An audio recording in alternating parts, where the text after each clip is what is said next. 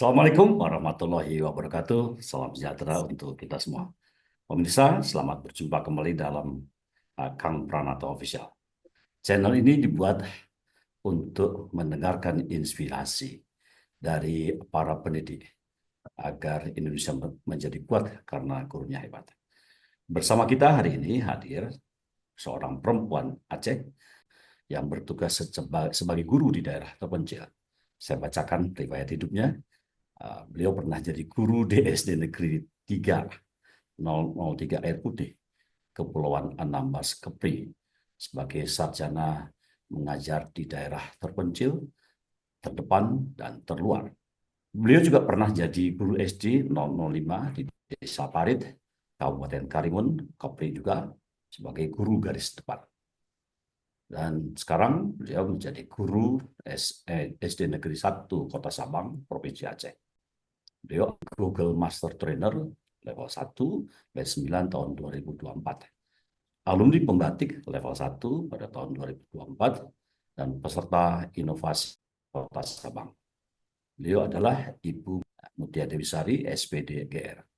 Jangan lupa subscribe, like, dan bunyikan tanda lonceng agar kita senantiasa berjumpa dalam frekuensi yang sama, yaitu Indonesia hebat karena gurunya hebat.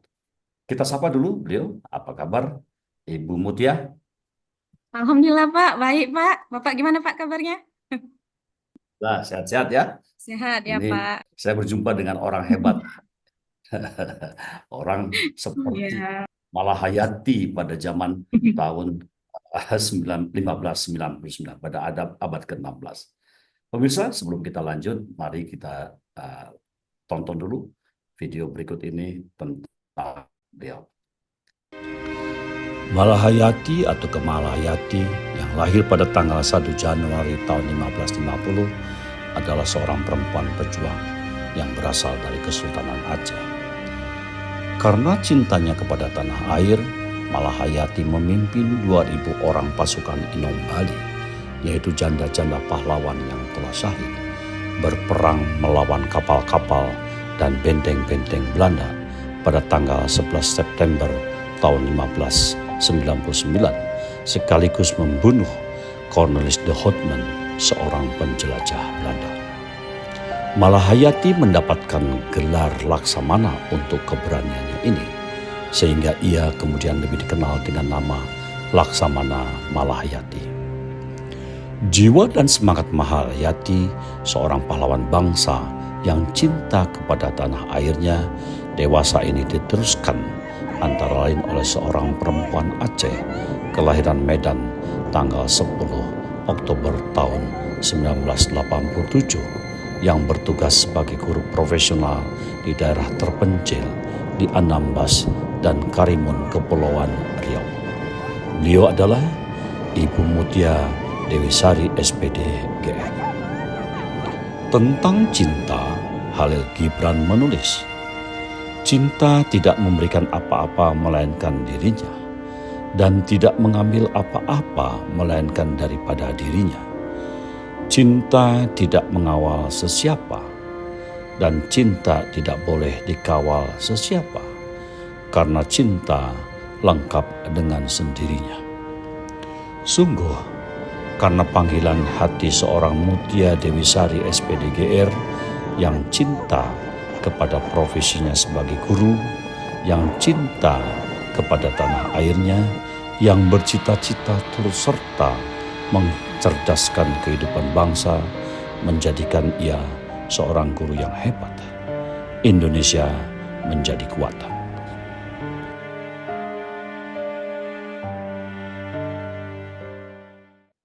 Hai, Bu Mutia Dewi Sari.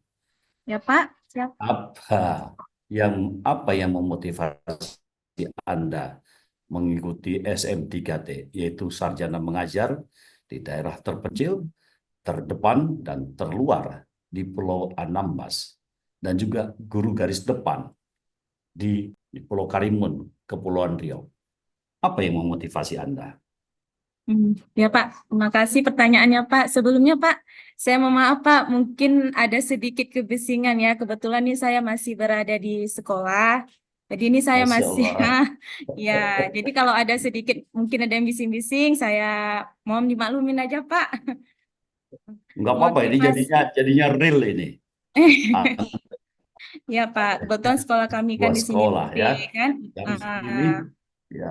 ah, Jam segini masih ngajar ya, masih ada di sekolah ya. masih Pak, saya jam 5 baru pulang. Masya Ah, Allah. kalau motivasi saya sendiri Pak, saya menyadari mungkin ya profesi guru itu adalah sebuah profesi yang sangat besar mungkin dalam mencerdaskan anak bangsa. Apalagi Hmm, anak-anak yang berada di daerah perbatasan. Karena hmm. pastinya kalau di daerah perbatasan itu sudah banyak sekali yang keterbatasannya, baik dalam segi fasilitas maupun sarana prasarana.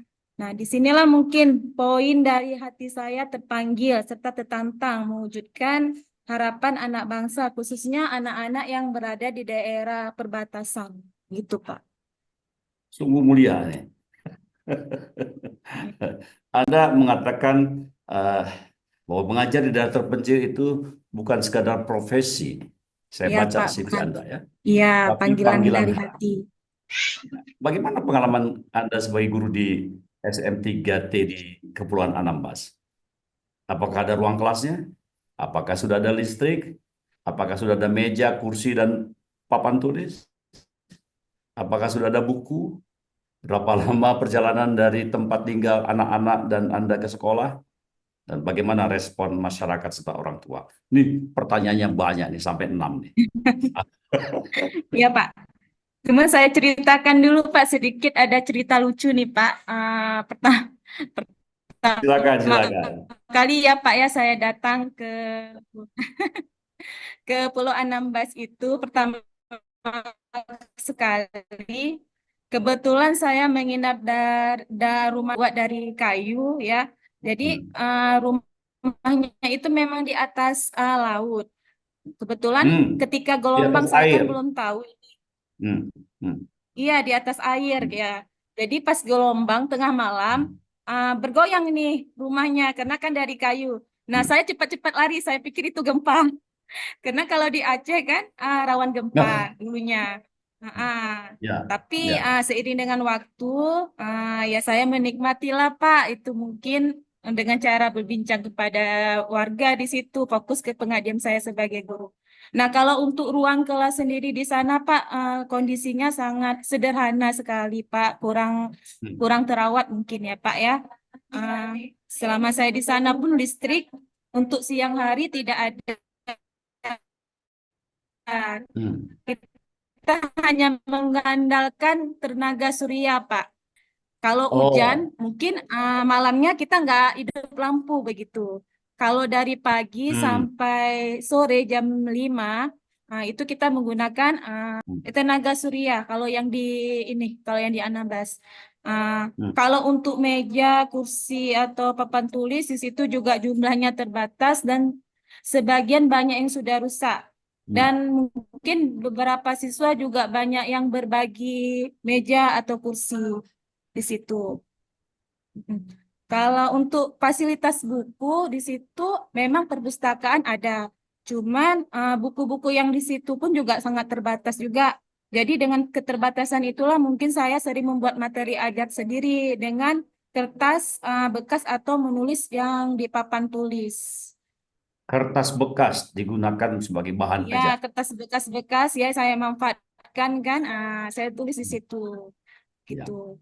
Nah, memang sangat memperhatikan lah.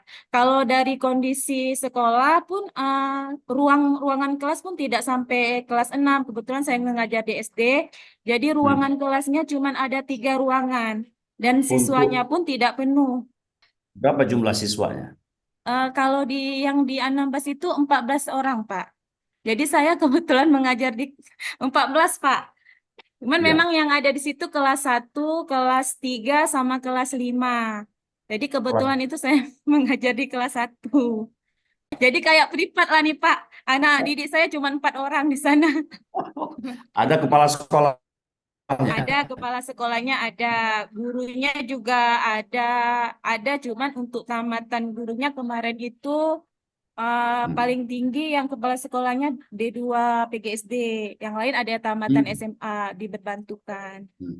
Jadi Bu Mutia ini satu-satunya guru profesional ya, sarjana dan punya punya sertifikat profesi. Kebetulan saya, Ya, ya. ya, ya. Bagaimana perjalanan anak-anak ke sekolah dan ibu sendiri ke sekolah? Kalau perjalanan anak-anak ke sekolah memang dari sekolah ke rumah mereka jaraknya sekitar 2 km. Hmm. Dan jarak tempuh itu pun tidak mulus jalannya seperti di kota, Pak. Hmm. Banyak berbatuan, hutan-hutan, dan jalan yang licin. Suka banjir Tapi, juga. iya Pak, Suka banjir juga. ya enggak kalau hujan Pak memang jalannya tuh jalan pasir, bukan Oh. jalan aspal, ya kan. Anak-anak biasanya memang kalau udah hujan itu banyak juga yang nggak sekolah Pak, karena memang orang tuanya pun khawatir kan takut anaknya terpleset gitu. Hmm. Yang empat Perjalanannya memang sangat orang apa ya itu. Pak ya, curam lah dengan Ya. banyaknya hutan-hutan di kiri kanan. Karena pun Hmm. kakak di sana masyarakatnya nggak banyak Pak, cuma 50 kakak. Tapi karena Ya. mereka setiap pagi mereka berangkat dengan penuh antusias, Pak. Ya Hmm. itulah menunjukkan mungkin keterbatasan itu bukan suatu halangan bagi mereka untuk meraih ilmu, Pak. Nah, inilah hal yang salah satu motivasi saya untuk terus mengajar dengan sepenuh hati dan memberikan yang terbaik bagi mereka selama saya di sana. Dan itu juga yang membuat Anda bahagia ya. Iya, Pak. Kita sangat bahagia. Bahagia. Bagaimana respon masyarakat ini ketika Anda datang? Kalau respon masyarakat di sana, masyarakat itu sangat menghargai keberadaan guru. Dan orang tua di sana juga sangat Hmm. sadar akan pentingnya pendidikan, Pak. Tapi mereka memang Hmm. mungkin belum apa ya, belum kesulitan dalam mencari dukungan penuh.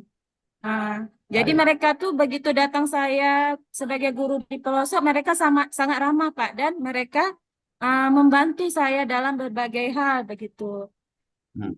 Nah, ini kan cerita SM3 ini biasanya digandulin masyarakat supaya tidak pergi dari daerah mereka. Jadi ketika Bu Mutia selesai Ya, program SM3D di Anambas, apakah iya. masyarakat menghalangi Ibu untuk pulang?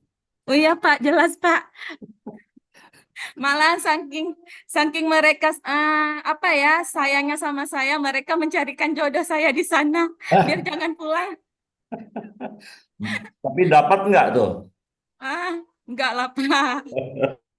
Ya mereka Baik. mereka mengharapkan ketika saya menjelaskan juga kepada mereka semua, Hmm. saya di Hmm. sini kan masih dalam terikat kontrak ya Pak. Kan di sana Hmm. dulu kami 1 tahun. Satu Ya. tahun lagi kan akan mengadakan kuliah profesi. Jadi saya Ya. menjelaskan kepada mereka Hmm. bahwa nanti setelah ini saya ini lagi, balik lagi kalau Hmm. memang ada jalan. Dan Ya. alhamdulillahnya masyarakat di sana juga masih komunikasi sama saya sampai sekarang, Pak.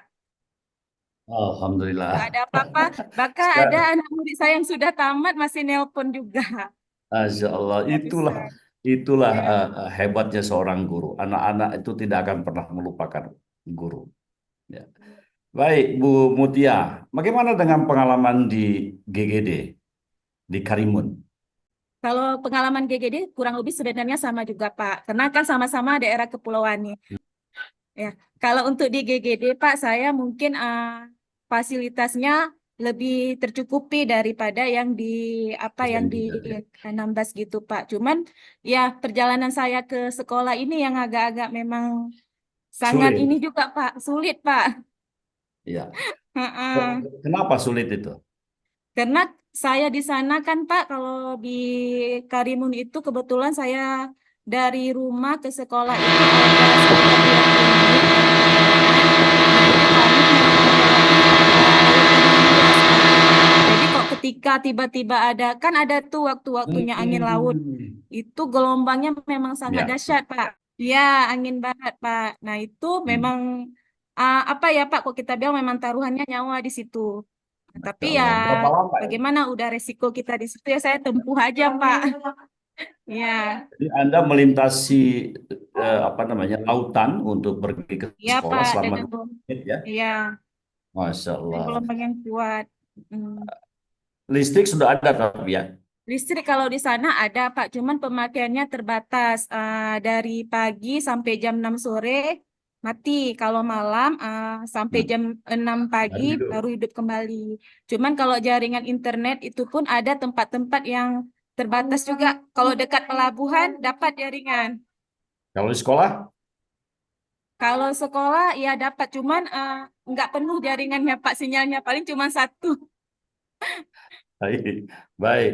Jadi Ibu, kalau kami mau nah, cari apa, kalau itu kami ke pelabuhan, Pak, duduk di pelabuhan. untuk mencari jaringan yang bagus ya. Ya, Iya. Ibu Mutia, itu kondisinya, Pak. ya. Ibu Mutia, menurut Ibu, ya, Ya, pemahaman apa yang Anda peroleh dari pengalaman di Anambas dan Karimun ini? hmm, menurut saya, Pak, mengabdi di pelosok negeri, mungkin daerah-daerah terpencil ya, memberikan saya pemahaman bahwa perjuangan pendidikan itu bukan sekedar mengajar, tapi Hmm. juga memberikan harapan. Setiap Hmm. perjalanan panjang, setiap tantangan yang dihadapi, dan setiap senyum yang Hmm. saya temui di siswa-siswi saya itu adalah bukti bahwa ilmu pengetahuan akan selalu menemukan jalannya, sejauh apapun tempat kita berada, begitu, Pak. Masya Allah, keren banget. Iya, Pak. Bagaimana perhatian pemerintah atau pemerintah daerah terhadap daerah-daerah terpencil ini? Uh, Alhamdulillah Pak, kalau perhatian pemerintah, kami Hmm. ditempatkan di sana sudah diberikan tunjangan daerah khusus ya, terpencil, dan juga di sana, Khusus uh, ya. ya tunjangan khusus. Saya dapat juga PPP di sana Pak, Hmm. apa ya gaji daerah. Tapi Hmm. memang fasilitas dan untuk dari pelabuhan mungkin saya memang sedikit dekat, tapi ada kawan yang lebih jauh dari saya. Hmm. Eh, Kalau nanti kami ke dinas, mungkin ada dikasih dispensasi oleh pihak dinas, gitu Pak. Ya. Apa tantangan terbesar selama mengajar di daerah terpencil ini? Eh, Tantangan terbesarnya ya mungkin itu Pak, jarak tempuhnya, terus perjalanan yang penuh dengan risiko Pak. Eh, dan juga kalau sudah seperti itu mungkin tantangannya motivasi yang harus ada dari diri. Ah, Kalau kita nggak ada motivasi diri, mungkin udah apa ya dibilang sudah keok aja di situ. Bu Mutia, boleh nggak kalau saya katakan tantangan terbesarnya itu adalah ada tidak adanya cinta terhadap profesi guru? Boleh nggak kalau saya katakan begitu? Hmm, Iya kan? Ya. Kalau tidak cinta profesi guru, tidak akan mungkin terjadi kan? ya betul Pak. Iya, Ya. Ya. Karena iya, adanya cinta, karena adanya kasih sayang, karena adanya motivasi yang sangat tinggi, maka uh, Anda termasuk iya, salah seorang yang mau mengajar di daerah terpencil dengan segala risiko, dengan segala tantangan kan? Betul kan? iya betul Pak. Bu Mutia, mudah-mudahan video ini ditonton oleh anak-anak muda kita. Iya. Pesan apa untuk anak-anak muda nih yang ingin mengabdi sebagai guru di daerah pedalaman, di daerah terpencil, di daerah terluar? Mungkin pesan saya Pak buat anak muda yang ingin mengabdi di daerah terpencil, yang pertama mungkin siapkan mental dan hati yang kuat Pak. Karena mengajar di tempat seperti itu, ya Pak. Baik, bagi adik-adik saya mungkin pesan untuk kalangan muda nih yang ingin mengabdi di daerah terpencil, yang pastinya siapkan mental, siapkan hati yang kuat, karena mengajar di tempat seperti itu bukan hanya soal berbagi ilmu saja, tapi juga kita belajar tentang ketulusan, kesabaran, dan arti sebuah perjuangan. Dan adik-adik semua jangan berharap kenyamanan seperti yang ada di kota. Mungkin kalian akan mendapatkan sinyal yang susah, listrik terbatas, fasilitas sekolah yang minim. Tapi di balik semua itu ada kebahagiaan yang tak ternilai. Melihat semangat anak-anak belajar meski dengan keterbatasan. Jadi jika kamu punya niat untuk mengabdi, jangan ragu karena pendidikan adalah cahaya dan kamu pasti bisa menjadi generasi yang dapat mencerdaskan anak bangsa tentunya. Ya. Pendidikan adalah cahaya dan semua Iya, anak-anak betul, Pak. bangsa perlu cahaya itu. Iya, Punya hak betul. untuk mendapatkan cahaya pendidikan itu. Ini Mm-mm. quote yang sangat bagus, Bu Mutia. Iya, Anda dari Pulau Anambas pergi ke iya, Karimun dan sekarang iya, sudah pindah ke Sabang. iya, Sabang juga termasuk daerah terpencil juga. iya, betul, Pak. Nah, mengapa Anda pindah ke Sabang? Ya, itu dikarenakan mungkin saya juga memiliki orang tua, Pak, dan kondisi orang tua saya sudah sepuh. Hmm, Jadi kan nggak mungkin saya sebagai anak tidak berbakti kepada orang tua. Jadi itulah, Pak, saya pindah karena orang tua saya sudah sakit-sakitan juga, Pak. Begitu. Masya Allah. Anda Ya, sudah berbakti kepada negara ya, dan sekarang saatnya berbakti juga kepada ayah bunda yang memang sudah sepuh kan ya. iya, betul, Pak.